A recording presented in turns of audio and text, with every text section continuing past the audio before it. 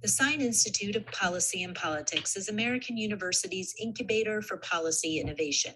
We convene leaders in the academic, public, private, nonprofit, and journalism sectors to engage and promote common ground and nonpartisan solutions. In an evolving world, we seize the opportunity to work on the nation's most pressing challenges through collaboration by experts and top scholars in their field with students in research and scholarship. As part of that goal, the Sine Institute leverages American University's location in our nation's capital, the nexus of government and a growing international business center. We connect diverse perspectives from around the country and around the world with our world-class academics and research, experienced practitioners, and the most politically active student body in the U.S. We stand apart through our focus on the role of business and the nonprofit community in public policy, the rise of the importance of economic regions in the United States, and international policy issues. Our focus is to make an immediate impact at the intersection of policy and politics that leads to real and lasting change. Thank you for joining us as we convene, communicate, and collaborate. Introducing Sine Institute 2022 Fellow, Michele Norris Johnson. Hello, everyone. Looking forward to convening and collaborating. There was much in that intro that speaks to what we're going to talk about today. One of the nation's most pressing issues, the issues of race and identity. I'm going to just flip through very quickly to help you understand what I do as a storyteller and a story collector. I'm a longtime journalist. I am presently a columnist for the Washington Post. I spent about 10 years as a host at NPR, where I hosted a show called All Things Considered. Before that, I was 10 years working in television in the Washington Bureau at ABC News. Before that, 10 years as a print reporter for the Washington Post, the Chicago Tribune, and the LA Times. So I've been in the journalism game for a long time now, several decades. And this is some of the most interesting work I've done because it's not that I'm going out and capturing stories, it's that those stories march to my front door. They land in my inbox from people who literally still send me postcards, and in one of these seminars, I will bring you a box of postcards so you can actually see them. It's really fun to go through them. And they arrive digitally every day. I was in the inbox this morning with my team, and we were actually curating some of the cards. So for those of you who haven't had a chance to look at the Race Card Project, let's just go through pretty quickly so I can explain what that is. And every picture you see here are pictures that come from the inbox, beginning with this first picture that you'll see is a student who was in Madrid, I think. Is he Barcelona or Madrid? I've archived more than 500,000 of these stories, so sometimes I get the exact geography. I'm not certain if it was Madrid or Barcelona, but he was an exchange student, and his time during his exchange helped him understand issues of race and identity in a very different way, living in a different country, living with different rhythms, living as a man of color in a different country, living in a country where everyone took a really long nap during the day and then stayed up till like 1 a.m, because that's the way they live in Spain. But we can just go to the next slide. And you'll see that at the beginning of this project, I started this when I wrote a book about my own complex racial identity. I thought no one wanted to talk about race. I thought I needed to lubricate the conversation by giving everyone that I encountered an invitation to participate in an exercise. Think about the word race. Whatever comes in your head, try to reduce it, try to distill it to one sentence that has only 6 words. And in the beginning, we use postcards to collect these stories. And so what you see there is an array of the postcards. And if we go to the next slide, you will understand why I so love the postcards, even though most of the stories now come in digitally. The postcards people express themselves in a postcard differently than they can digitally. Sometimes people target their submissions, they send in pictures, and you'll see those in a minute. But what I love about postcards is they turn them into a canvas for their life. And this, as you see, is a self-portrait really, where she is showing you what her life is like by reaching back to her childhood. She's there between her 2 parents. Her name is Dorothy Yumi Garcia. We were in touch with her last week. We're interviewing her for the book I'm writing on the Race Card Project now. And she says no word for what I am because she's a child of mixed parentage. So she speaks to, her story is individual, but it speaks to an experience that many people have when you go to fill out that census form, when you apply for your driver's license, when you go to the doctor's office, and oh boy, I'm not one thing, I'm this and that. I'm not half, I'm double. So how do I fill out that form? You can go to the next slide. We love the cards because you can see people's thought process. And in this card, you see he was editing in a way that I can see it. If you send something in digitally, you cut, you paste, you massage it. By the time I get it, it's beautiful. It reminds me of when I hosted a show on National Public Radio. We would do a feed separately for the middle of the country and then for the left coast, for the west coast, where we would update, but we would also fix any missteps or anything. So if you lived on the West Coast and you listened to National Public Radio, we were perfect. Because any misstep, any word that you misread or anything was bladed. And so if you live in Los Angeles, you think they must be like perfect robotic human beings because they never made a mistake. It's only because we get a chance to correct ourselves. And that's what you do with a digital submission. Whereas in this case, we see his process. Father was racist, I'm not progress. You also see that he punctuates something by repeating, by going over those two words, I'm not, over and over and over again with his pen. He wants you to know something about his journey, his life journey. He's in a different place than his dad was. And as I told the seminar group earlier this week, that card to me is more than just 6 words. I see an entire novel flowing from that card. Because what happened to their relationship? Did dad evolve too? What was that relationship like? What were their weekly calls like? Was there tension? Was there still love there, even though there was a gulf between them?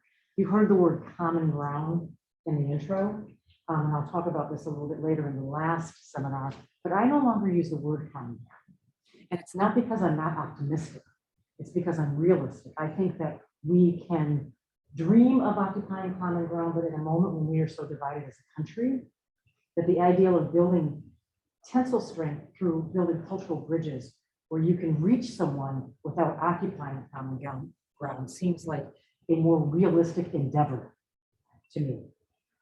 We can go to the next slide and we'll just give you a sense of what my attic started to look like. When we started collecting these cards, we printed 200 of them at the Kinko's on Wisconsin Avenue. We had no idea if anybody would send them back.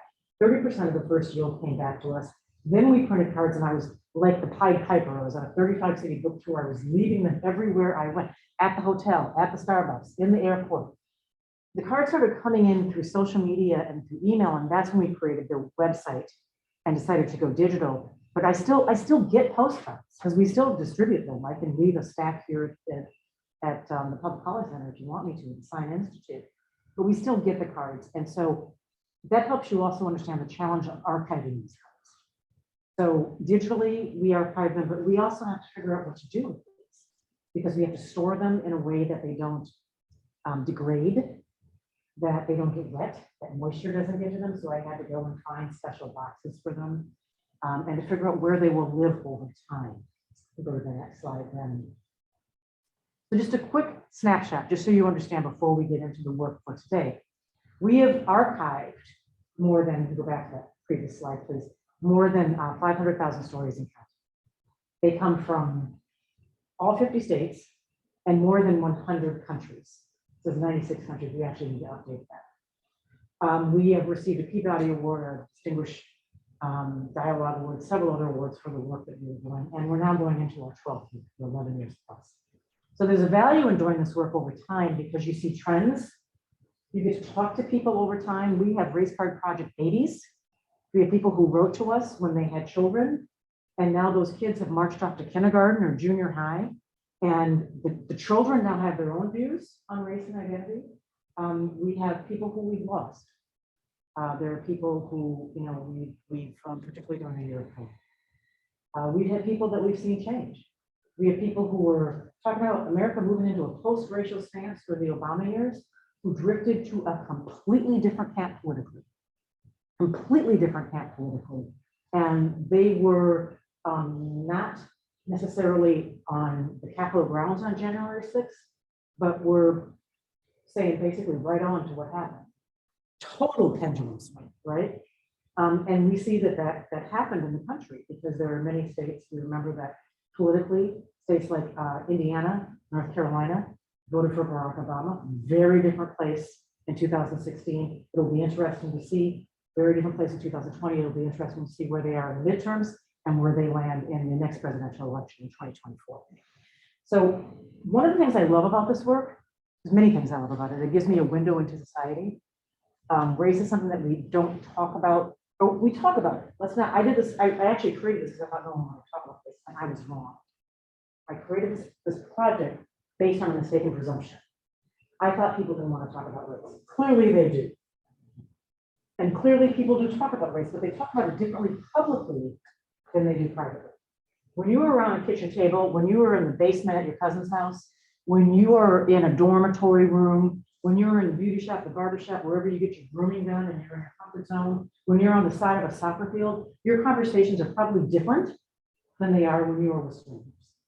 The thing about this project is it lets me tap into a tap route that gets me into places that I wouldn't normally go because people are very candid, as you will see if you spend time on the race car project and if you spend time with me in these seminars. I get to understand the human condition.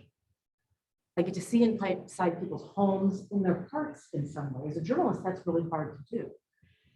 And I get to understand history in a way because in some ways, these stories surface things that have not been in the history books, and I'm very well educated, both formally through my college education and through 30 plus years of journalism. That is an education on its own. And yet every day, I learn something new when I go in the inbox. And I call these kinds of stories coins in the couch. There are these stories that, you find coin in the couch. You know what I mean by coins in the couch? Have you ever been that broke that you're looking for coins in the couch? I have been there, okay? Going through all your coat pockets and everything and looking, does anybody leave any coins on the couch? But coins on the couch are things that you find that are lost. And they still hold value, even though they've been sitting there with cookie dirt and old crayons and everything, they still hold value. And some of the stories that surface in my inbox are examples of that. Stories that we don't know much about. And they are to me like shining neon invitations to dig a little bit further. So what I want to do is I want to let you do some of that exploration, and we're going to break into groups. But first, I want to give you an example of a story that I refer to as a coin in the couch. And go to the next slide, and we'll pass this one. Pass this one. This one, just if you can go back to that later, but that gives you a sense of the kinds of stories. So for Sine Seminar 2, we're going to go to the next slide. And the 6 words came from someone local, Kevin Danaher. And because we have a tradition of asking people to read the 6 words when they appear on the screen, because something special happens when you put your mouth around someone else's truth. And we've actually created theatrical production around the Race Card Project that we've done at the University of Oregon, at the University of Michigan, and a few other schools. And so I don't have names, but we have a few new faces. Gentlemen, what's yours? My name is Chase. Chase, would you read these 6 words for us? Would MLK support gay rights? Okay. There are actually 5 words. And we have several people who've asked this question, and one person said, wonder would MLK support gay rights? We actually took the 5-word version of that, so forgive us. But that is the beginning of a question. Well, let's think about that. Do we know much about Dr. King and his thoughts on gay rights? What do we know about that? Anybody? Have you listened to his speeches? Did he talk about that directly? Would the word gay rights even be used at that time, right? Because gay and rights were not 2 words that were put together. And gay was a word that was really barely said, right? But there is evidence of his thinking on this in a few things. And so this is the invitation. And this one's easy because it's a question. It begs you to answer the question. So the reason that we have this advertisement on the left is because how many of you knew that Dr. King had a Dear Abby type advice column? You knew that? Okay, gold star for you because most people didn't. He had a advice style column in 1957 in Ebony magazine. Ebony magazine is a magazine that is focused on Black achievement and the Black population, Black community in America. It is housed on Michigan Avenue in Chicago. It was founded by a man named John Johnson, who is from Birmingham, Alabama. And for a time, you could send your questions to Dr. King. Now imagine that.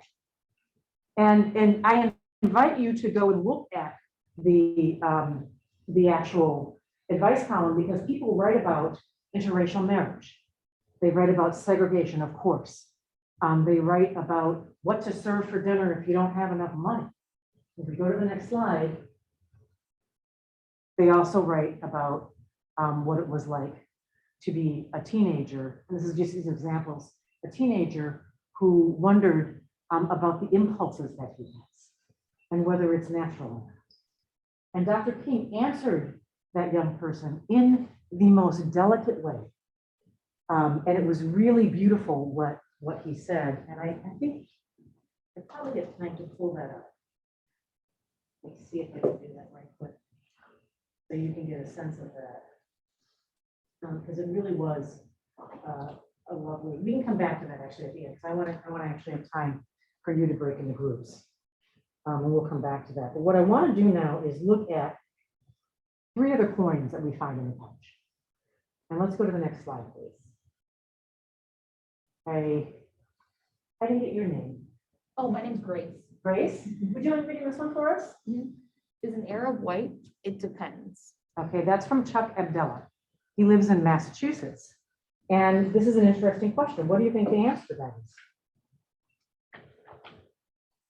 Anybody? Let's think about what white means. White in terms of identity?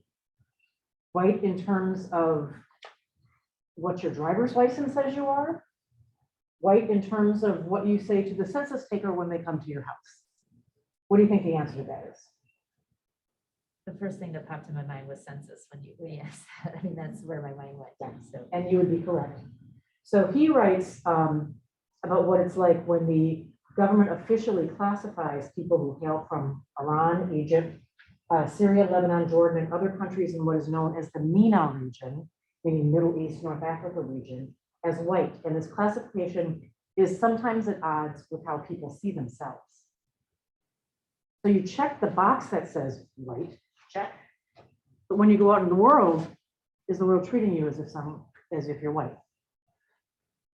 And that disconnect is a rich vein for exploration. So in this particular coin, what I would want is to ask you to think about the debate over the classification and the directives that are under review at the census, and how it came to be that people who are of MENA descent are classified as white. Because there's a very interesting story around that. And it percolates every 10 years when there is a debate about whether this should continue. And some thought that that door would close with the last census in 2020. And because of all the other issues around the census, it didn't change. So that's one coin we're going to consider. Can we go to the next slide? Carly, you want to read this one? Don't hate me for being white. Okay, that's from Martha McKinney, who's from Hector, New York. And she says that people who meet her, and I've talked to Martha, had long conversations with her. She is a white woman. And she says when people meet her, she's middle-aged, that people make certain assumptions about her. They assume that she has certain attitudes. They assume that she's racist. This has happened to her in the States. It happened to her when she visited Goree Island in Senegal. And she visited the point of no return, the door of no return. You've heard of this? The gate through which people who were about to be enslaved would pass through and they would never come back. Her son was a Peace Corps volunteer and she went to visit him and she wanted to go see the door of no return. She said when she visited Ghana and Senegal when she was there. And she said that while she was there, she had the uncomfortable experience of encountering a group of African-American women who were also tourists, who looked at her and she said she still remembers the look that they gave her. And it made her so uncomfortable and so aware of her skin color as someone who was white in South Africa, or in Africa at the time. But what's interesting, she says, is when people see me, they don't see all of me. She says they don't see her lineage. Her great-great-grandfather was a man named Thomas Whitson. Remember this name, write it down if you need to. Thomas Whitson, because one of you will be in the group that will look at the story, who was a conductor in the Underground Railroad in Lancaster County, Pennsylvania. He was a very active and well-known member of the Underground Railroad, whose story is now well understood but only to a certain degree. Because the reason the Underground Railroad was effective is because nobody talked about it, right? You didn't want anybody to know that you were a member of the Underground Railroad, but there were a group of Quakers in Lancaster, Pennsylvania, all throughout actually Pennsylvania, which was an active stop, and they used quilts to communicate, they used pottery to communicate, they planted their crops in such a way that they were sending signals. And this, to me, was a coin in the couch. It was a fascinating story about her white ancestors, and then learning about all the Black free men and women who found their way to Pennsylvania, and then learning about the people who would come north from the South, looking for people who had matriculated into freedom to snatch them back and bring them back south. So remember this coin in the couch. Don't hate me for being white, and Thomas Whitson, and remember also Lancaster County, Pennsylvania. And the third coin in the couch we're going to talk about today is, and we can go to the next slide. You want to read this one? Now I can protest that murder. Okay, that's David Ruffin. And another one from Washington, D.C. His story is rooted in D.C. because he attended the 50th anniversary of the March on Washington. Original March on Washington was in what year? Do you remember? 1963. So there was a reenactment of sorts of the 50th anniversary. And he attended that, and he said that he had a conversation with an older man on his train ride to Washington, D.C. And that older man had attended the March on Washington when he was 18. And he said his most enduring memory was a story that man shared with him. So the man who wrote the story was at both of the marches. When he was 18, and he came back. And he has distinct memory of meeting the man the second time, who said that he came to honor someone that he wasn't able to honor in the movement. I'm going to tell you the story quickly.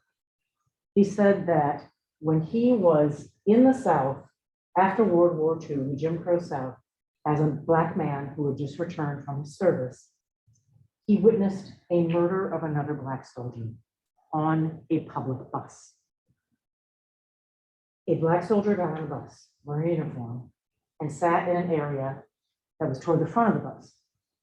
In those times that would have been designated as a white-only area. The bus driver asked him to move. The man refused. The man in uniform. The man who had just fought for 4 freedoms overseas. The man who was fighting for democracy in another part of the world and came back to America having fought for the US military, thinking that he might get a taste of democracy. So no legal in that bus. The bus driver cursed, but he kept it out of his reach. When it was time for that soldier who was in the front of the bus to get off the bus, the bus driver pulled out a holster. As the Black soldier got off the bus, he shot the soldier. The bus driver then went to the back of the bus and held his revolver near the head of the man who told David Ruffin the story and said, "What you got to say about this?" And the man who told David Ruffin the story said, "Nothing, sir." And he remembers the bus driver got in his seat, drove off. No one said anything on the bus. And he looked out the window and saw a crumpled body. I'm sorry, this is a hard story. It's a very difficult story. A very difficult story. And if this is too much, tell me. Be honest with me if it is. But this to me is a coin in the couch. My father served in the military and had a rough encounter with police when he came back and shot his leg when he was going to register to vote. The thing about this story, and do all of you have access to Wi-Fi? Because you're going to do a little bit of quick research. I'm not going to tell you what you're going to find, but you may be astonished as I was in trying to research who was that soldier? Where did this happen? So we're going to stop there. We're going to break into groups. And we have 4, 6, 10. So we're going to break into 3 groups of 1 group of 3 and 2 groups of 2. Does that sound good? Okay. And I think it's just easy to do it by geography. So you 2 will work. And names, Caitlin and Jenny, and Amy and Chase, And Grace and Will and Tyler, you will all work together. Is that okay? Can you guys kind of work closer together? So you will look at, the first group will look at the first question of being white and Arab. The second group will look at the question of the Underground Railroad and what you can learn about the Underground Railroad. And the third group will look at, now I can protest that murder. What can you find about that murder? And what I want you to think about is if you were trying to very quickly, because we only have, and I have to do this, I was originally going to assign this when you come back, but since I don't know who's going to be in the next class, those of you who want to work for extra credit and want to put together something, I would love to see it. But if you had to think about, okay, let's say you're a journalist. Let's say you're a booker for a network. Let's say you're someone who is interested in developing a brand new shopping mall in a particular community. Whoa, wait, this happened in the community? I need to know about that because we might need a historic marker. We might need to know something about it. There are people who need to dig quickly for all kinds of reasons. And what I want to be able to let you do is in the next 15 to 18 minutes, see what you can find and figure out how you would use the elements of what you can find in this room to start that story. That's part one. And then part two, if you leave this room, where do you go to try to get the information that you need? Ready, set, go. Online people be looking up anything? Yes, and for those of you who are online, I can't actually put you into groups, but you can choose which one of these that you want to look into. So again, would be the question of how people of MENA descent wound up being categorized as white on the US Census and the debates around that. The second group would be looking at the Underground Railroad in and around Lancaster County, Pennsylvania. And the third group will be looking at the murder of a returning soldier, a Black man who was on a city bus following World War II. So that would have placed that around 1945 to 1946, probably 1946. The winter of 46 is when most of the soldiers were returning to the States. I'm just gonna bring this was in the Q&A.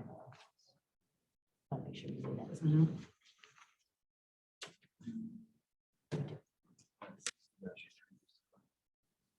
And while you're looking at that, Adam Edge writes in to say that Bayard Rustin was a gay man who was MLK's close friend and advisor. And if you were trying to understand, you were trying to figure out the answer, would MLK support gay rights? Bayard Rustin is a major clue. Is a major clue. There is a documentary at work on his life right now, and it will tell you much in their relationship. Dr. King took a lot of guff for his relationship with Bayard Rustin. There were members of the civil rights community, and particularly the clergy, who were not comfortable with Bayard Rustin's lifestyle, is that the way that they would word that.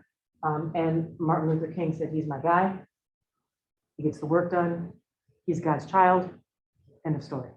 And supported him.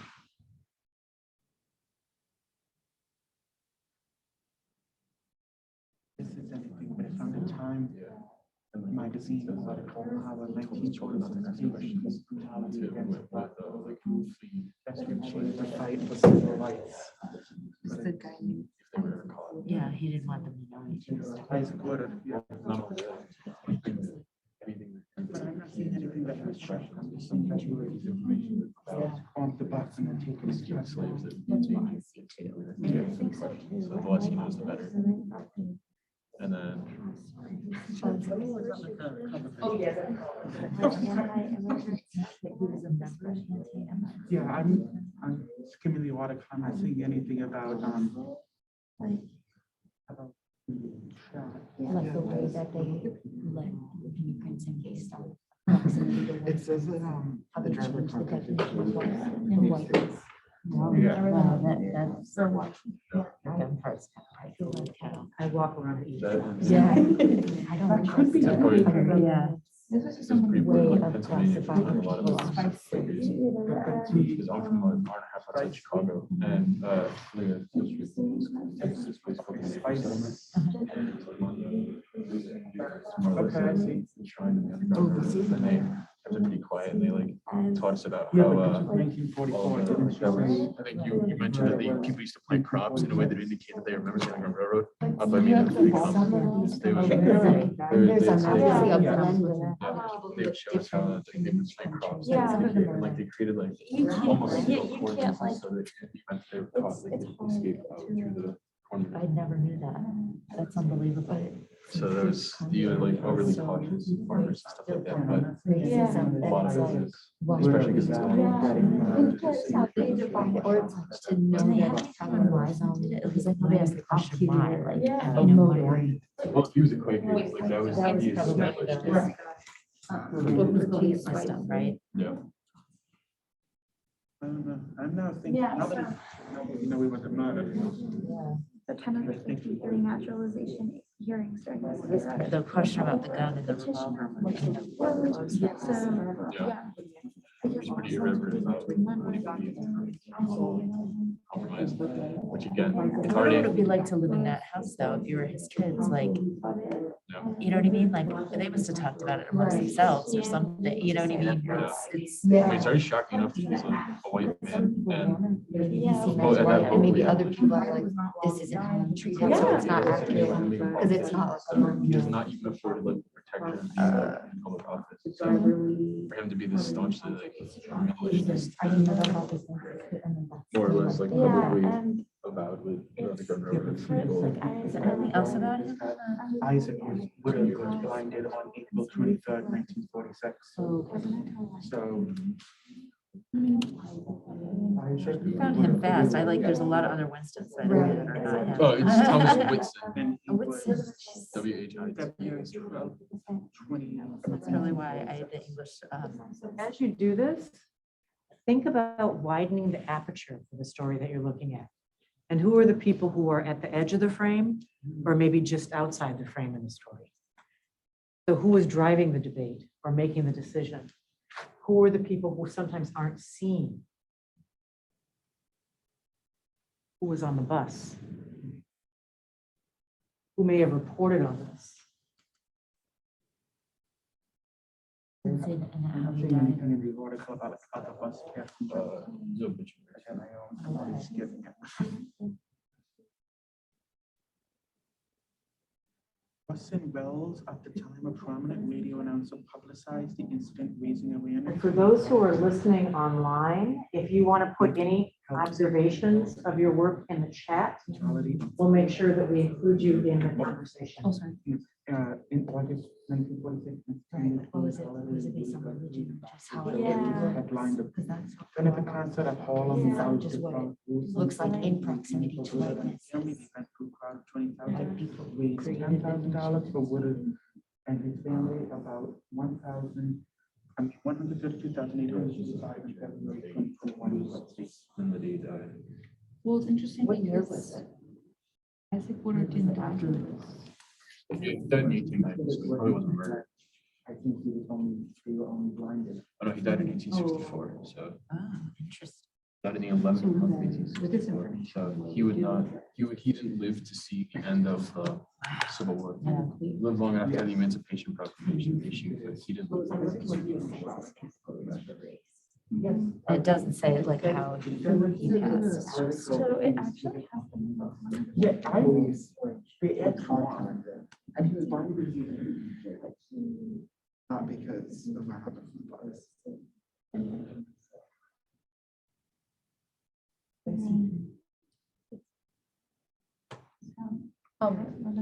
Ms. Rose, were you saying that, the person that we're looking for was blinded? That's what you said? No, I'm saying that Isaac Woodard, you mentioned Isaac Woodard. Isaac Woodard was blinded, but was not killed. Oh. He survived and became the subject of, in fact, Sideline.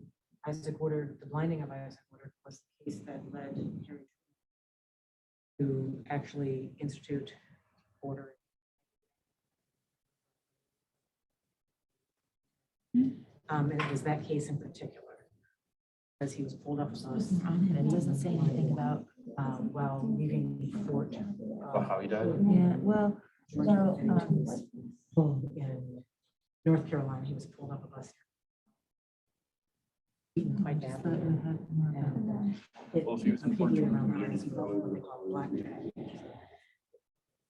Because that would be detrimental. pellets of some kind, but he survived. So I'm not surprised that there's not that many primary sources of that. Okay. Thank you. So that's a good clue, but. Wink, wink. Yes. I think it's Booker T spicy. Spicy, yeah. I also have another person. Great school trip. I mean, like, did you was interesting. They have a lot of historical accounts, or was it like? A lot of it was like, they let us like walk around the settlement, like we had like plaques and stuff that had a bunch of information on it. Oh, And okay. then they had like a, lecture hall and a, like, auditorium where they told us about where it was. I'm getting shoes. Is Yeah. it Edward, is it Edward Green with an E at the end? No. It's normal, like the color, yeah, okay. I laid It was in 1940. So at that point, I'm pretty walked. Yeah, 1944. trying to get around through Minnesota. That first one. This one, Callison. We've got, But that one you know, also- a museum there, and it was That one interesting. also to- referenced some But it's interesting because it's Yeah. also, Yeah. you know, when I saw the movie recently, like they just mentioned it briefly, and they talked a lot about the route through Maryland and, you know. On this day in 1944, a white bus driver from forget that there's, Alexandria, like, Louisiana, that went west killed to by the get out Edward Green. to this. Yeah, that it didn't all go through Maryland, and then it's interesting because we both kind of grew up, because we grew up in that area, it makes you wonder if people. Like, if they don't have that, you Literally know, I 2 mean, days got ago. all this kind of to go, but, I think it's different when you see some of this stuff in person, you know what I mean? But after Grant conquered Vicksburg and it like split the Confederacy, it had also opened up a lot of movement for enslaved people to escape from Eastern. And so they had these huge flux of, number one, like refugees from the war, and two, a bunch of escaped slaves that shot out of Texas and stuff. And at that point, there were so many that they didn't really know like, whether they could like conscript them or they had to turn back or what to do. So that was one of the earliest times, and that's one of the parts that's not really talked about because of the Civil War. It's the beginning of like a total war. Everybody remembers like shooting and like burning stuff to the ground, but like, they don't really talk about the whole like, civilian aspect of that, other than like white Southerners. And so there was a whole other refugee crisis from everybody that was west of the Mississippi River, particularly You never people hear who were trying about to that, escape. Yeah, right? particularly people that were trying to escape. And a lot of like people who thought that after they literally ran into the whole. You were so They right. thought, oh my God, we're free. And they probably I'm started sure to past the front. Thank you so much about this. I love this. Thank you. It was I in know, the- it's so cute. So cute. Okay, let's talk about what we found, so we just have a brief away from me. And again, if you're online, if you want to throw your findings in the chat or your questions in the chat, and why don't we begin with Jenny and Caitlin? Yeah, so what we found, we looked at this like NYU case study that essentially brought forth that there was, let me just get the exact number. There was 10 out of the 53 cases for citizenship in the, from like 1905, where individuals who were from like the Arab world, and I say that in like Right. quotes because that's what they were described as at the time, were fighting for citizenship, but citizenship was eluded with whiteness. So for a lot of these individuals, they instead got rid of the Muslim identity, or that Muslim and Arab identity were intertwined with each other, which kind of erased like Arab Christians as well as like Jewish Arab individuals. And so what we found here is there is a specific man named George Shisham, and I hope I'm pronouncing that correctly, but in 1906, he went to LA Superior Court, and they essentially decided which immigrants would fit within the statutory scope of whiteness from the period 1790 to 1952. And so from there, that kind of the census has kind of relied on that information from this hearing and these hearings at that time period to decide whether Arab individuals or people from the Middle East are considered white. And there was also a legislation in 1944 that continued that suppression and like made Arab individuals white as well. And did you find anything on the continuing debate about this? Or were anything to say about? There was a census study where they gave the option of a Middle Eastern and North African category. And when they gave that option, it said that individuals from those regions who identified as white previously dropped from 85.5% to 20%. The vast majority of them would prefer to be in a separately classified category. So we'll come back to that in a minute. Group 2, Amy and Chase. I find it very interesting that you assigned us this one because Chase has got so I much do know, information. It's you know. unbelievable. Like I think you should speak for the group. Chase. No, well, Are you from Pennsylvania? no. But I mean, for you kind of pointed us to talk about like the area in general, not just about Thomas Woodson, but like Lancaster County is like in the very southern part of Pennsylvania. So it's just north of Mason-Dixon line, which made it really important on the like Underground Railroad path through the eastern part of the country. And Thomas Woodson in particular, he's a part of the American Anti-Slavery The Society. Anti-American Slavery Society, yes. Society. And so he was there were several like abolitionists that had a whole clustering of Underground Railroad stops on the way through Lancaster County. And they were one of the earliest counties to be uncooperative with the Fugitive Slave Act. And they had a whole, I don't even know, I guess skirmish would be the word. Christiana riot? Is that what you're coming up with? Yes. Yep. And there was a whole skirmish about whether they were going to enforce the Fugitive Slave Act or not. And there's nothing mentioned specifically about Thomas Woodson here, but he was at one point held at gunpoint and either forced to renounce abolitionism as a cause or have a bullet to his head, and he refused to renounce abolitionism. And the person who was holding him captive was so surprised that he just let him go. He didn't know what to do.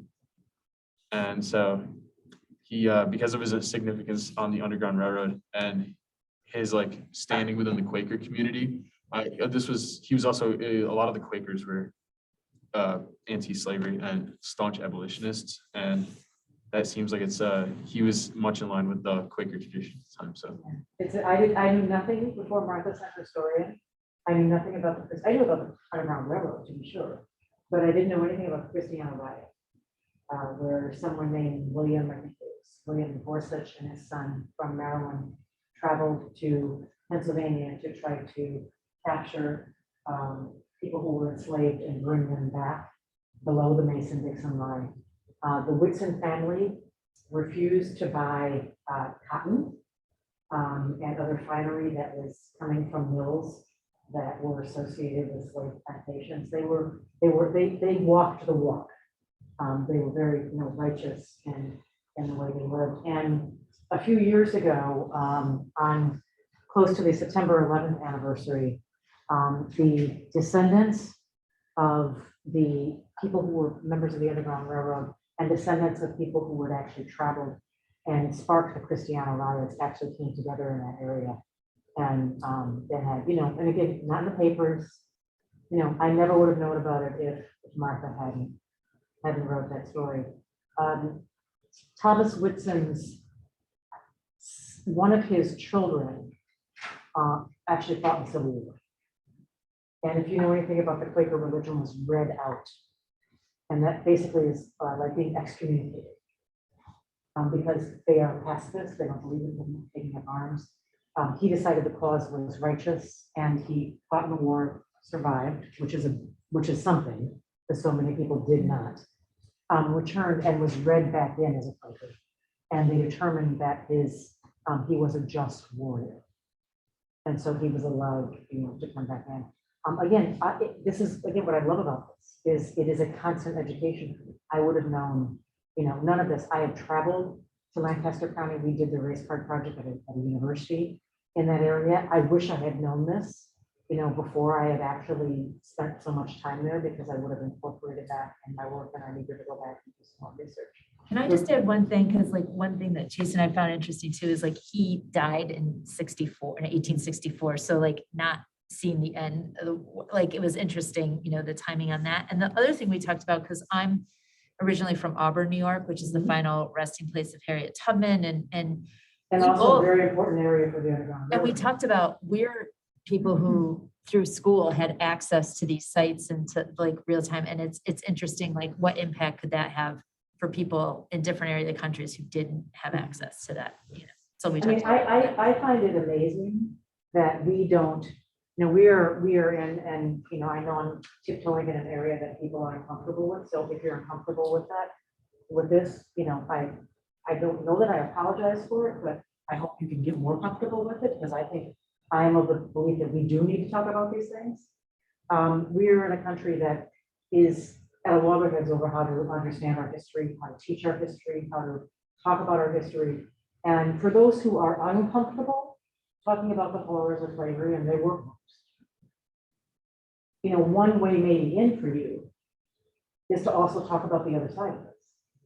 That there were people who were trying to follow their inner compass. And it's amazing to me that you could travel around this country. And if you travel around Germany, for instance, you see all kinds of markers that tell you certain things about what life was like during the war and during the Nazi regime. It's very unusual to see markers for the Underground Railroad. And and actually in this area, they're all around. And so it's interesting to me that this history is still underground. So group three. So we found like two possible stories. One of them was Booker T. Spicely, who basically everything in the scenario that you said happened in this story, as well as Private Edward Green. But were there any variations in that one? You read more about? It was a similar situation in that Private Green got off the bus, and then the driver had shot him. And the thing that I think our group was just struck the most with was that this wasn't just like one incident. This wasn't just like, we didn't look it up and expect to see multiple things that were almost identical in nature. And one thing that this article mentioned that I thought was interesting is a white passenger who was sitting right behind the driver for Private Green's case said in quotes, "Don't shoot him on the bus." And I just was taken so aback by that, because it wasn't like, don't shoot him, it was, don't do it right here. And you know that's 6 words. Yeah. Don't shoot him on the bus. Yeah. So you had the experience, you are living the experience that I had when I started to research the story. So I knew that there was a case in Bessemer, Alabama, because when I researched my father's shooting, I knew of that case. And I knew that there were half a dozen veterans who had been shot by police in and around that period in February of 1946. And what was happening is these men were coming home. They were wearing uniforms. They were feeling themselves. You know, they just fought a victorious war. They were, you know, and soldiers everywhere were being treated as heroes, and they said to be treated as heroes too.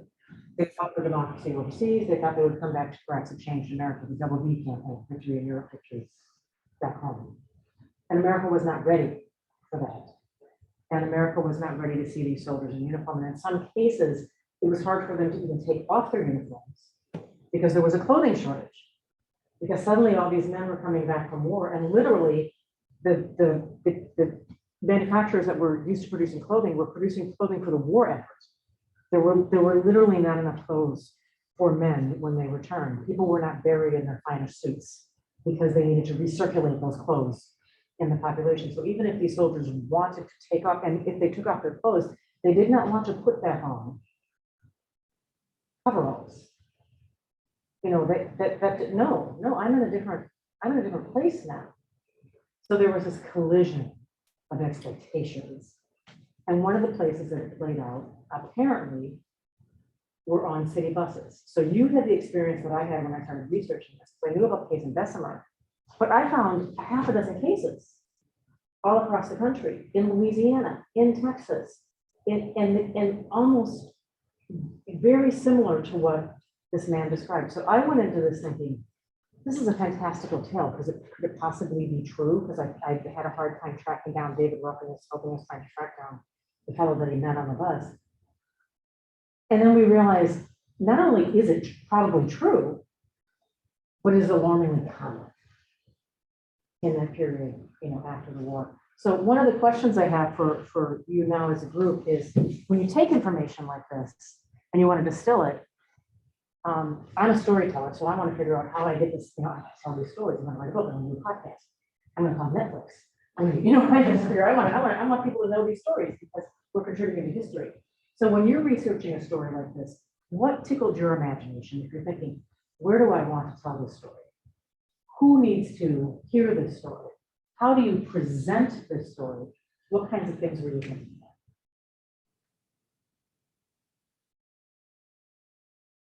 Well, I'll start off, like, I go back to what we were saying. It's like, there's so much access, online and whatnot, but I go back to I went to the classroom, like, because probably our personal experiences, and that was a part of a conversation we had when we were like young, and so to me, it's like, well, are we teaching that not just in the areas that happened, or like across the country, and like how young are they learning this? Like, I went back, because I was in elementary school and I wrote I went right to education, and because we had that in school, and it was also local for us. So A curriculum.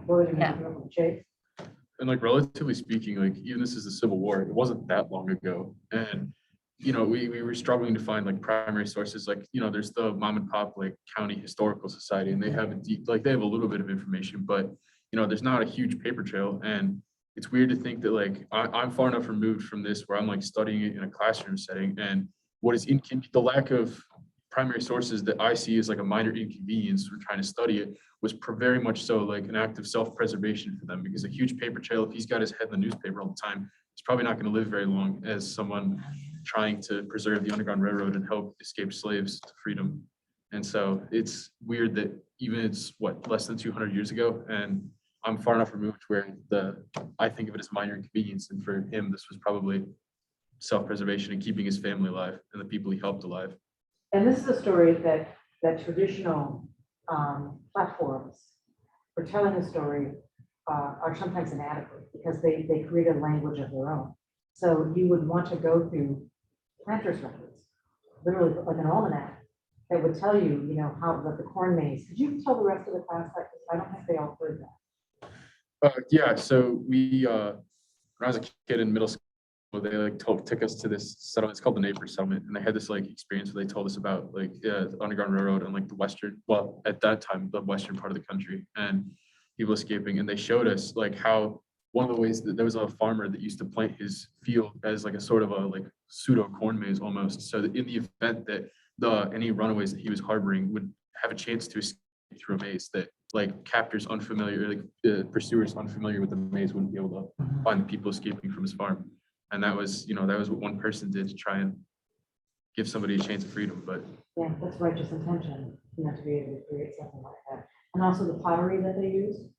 So they would put pottery on the porch, and the pottery would tell them the quilts.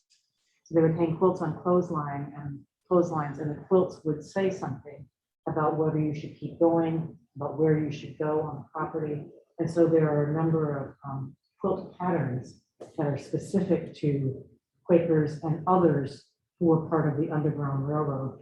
They would use things in the window, and they would signal, by the kind of curtains that they had in the window, the kind of the oil lamps that they would have, or the candles that they would have that would have kind of oil around them. That would tell you something also. So there was a whole language, and in part of this was because of secrecy, but also part of it was because of the population of people that they were trying to help did not know how to read or write. And so, capturing these stories, how you capture these stories, it also means that, if you go antiquing in this area, imagine what you're surrounded. You never know if these artifacts are part of that effort. You went over here on where you think a story like this should live. When you find information, what do you do with it? How do you get it out in the world? I also just immediately thought of education, and I think a lot of times in like school curricula, we're not taught about everything that especially Black people here in the United States went through. And we talk a lot about like how there's a lot of sugar coating, like, oh, it's bad, but like, how bad was it? And sometimes I think we also will frame like bus revolts and stuff as like resistance, which is super important to talk about, but there's also another side of this that I think is so unfortunate and so like important to teach people about. Like these spaces were not just places of success, but there were also like a lot of horrible things that really took place on them. And I think hearing both sides can be really impactful for that as well. In this story of the bus in particular, when I talk about widening the aperture, as a journalist, I have always been interested in the story at the edge of the track. It is the way I often tell stories. Some of it was convenience. So as a journalist, I knew that as a young journalist, I knew that everybody who had stature in the newsroom was going to run to the center of the frame. They were going to talk about the guy at the podium. They were going to talk about the woman in the spotlight. And I was going to figure out who I could talk to that was at the edge of the frame, who was germane to the story, but no one was going to be looking at them. And so that is a young journalist. And then as I got older, I realized I can tell a story that no one else can tell. And so, you know, one of the stories that I'm most proud of when I was at NPR is I tracked down the marshals who accompanied the children as they were crossing the color line. And at that point, they were dying. Most of them are gone. But we interviewed a bunch of them and no one had talked to them. You know, they were central to the story. And all you saw, if you think about the Norman Rockwell print of a young child modeled after Ruby Bridges, and all you see are the guys with the big Oxford shoes and the band on their shoulder, that or the armband that says Marshall, but no one had told their story. And they had incredible stories of accompanying these children and, you know, what they would do and how they were usually chosen because they came from the South. And they thought that they could handle the pressure. And they had their own prejudices when they did this work. And then when they would go pick these kids up and they'd walk in the living room, and one told me, and I looked in the dining room cabinet and I saw all that china in that dining room cabinet. And I thought, oh man, I know that man. His wife is spending all his money on that china. And he said, my wife does the same thing. And it was, she would save money and they would get a piece of china, you know, another piece every year. And he said, at that moment, I always thought they were different than me. And I saw them and I realized how similar they were. So in the story about the bus, what I always think about is if you're on the bus and something like that happens to you, that lives inside you for the rest of your life. You do not have a regular day. You visit your cousin, go to the Piggly Wiggly, wherever you're going, your day is off.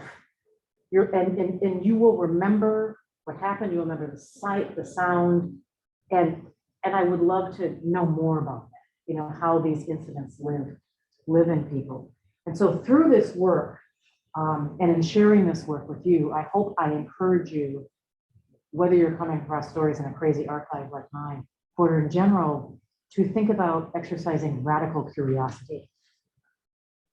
You know, we've heard about radical hospitality and radical empathy. As a journalist, I am trying to promote radical curiosity.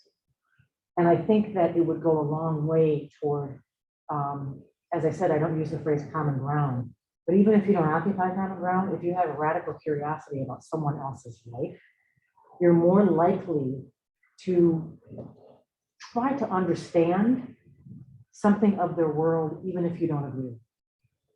And I will repeat this in every seminar because I believe it is true. For your generation, it is so important to exercise that kind of radical curiosity, because one of the most important things for your generation will be to learn how to lead people who don't agree with each other, people who don't occupy common ground. That is a particular skill set that all of you will need as you aspire to leadership. And I don't care what kind of leadership that is. Political leadership, you run a hospital, you run a gas station that's full of employees. Chances are they will come from different backgrounds. Chances are they will not be a homogeneous cohort. Chances are they will have different philosophies, exercise different religions, come from different zip codes, bring different kinds of things, and have different kinds of smells that emanate from their lunchbox. And your charge is to figure out how to get them to agree and to row in the same direction. to keep the whole enterprise from politicizing. And it sounds like a challenge, but I think it's a glorious opportunity. And I hope you all rise to it. Thank you so much for coming today. We'll see you again in a couple of weeks. Thank you.